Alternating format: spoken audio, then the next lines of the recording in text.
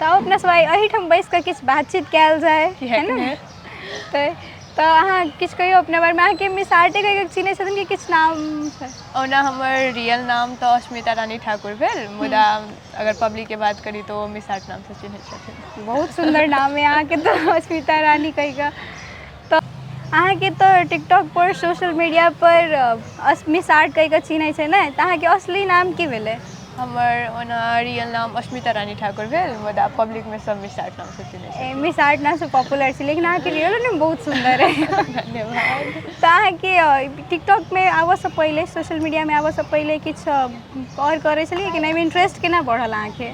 Interest आब एकटा अंतर मन से एकटा भाव होइ छै कि हमरो मतलब एकटा इच्छा छल कि हमहूँ कतौ जाई तो हमरा 10टा लोग चिन्हे एहन टाइप के। तो एहि के लागी हमरा बेस्ट प्लेटफॉर्म लागल सोशल मीडिया, और तेकर बाद हम एहिमे एंट्री केलहुँ।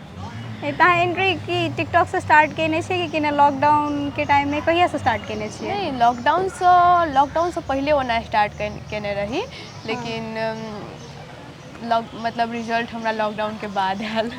चलो बहुत नीक, अहाँ के तखन सब चिन्है छथिन। तो अहाँ की अखन तो अहाँ के सब चिन्है छथिन, तो अहाँ के अपन साथी सब में जे अहाँ के व्यक्तिगत चिन्ह वाला पर्सन सब छथिन अहाँ के, परंतु अहाँ के केना के ट्रीट करै छथिन अखन?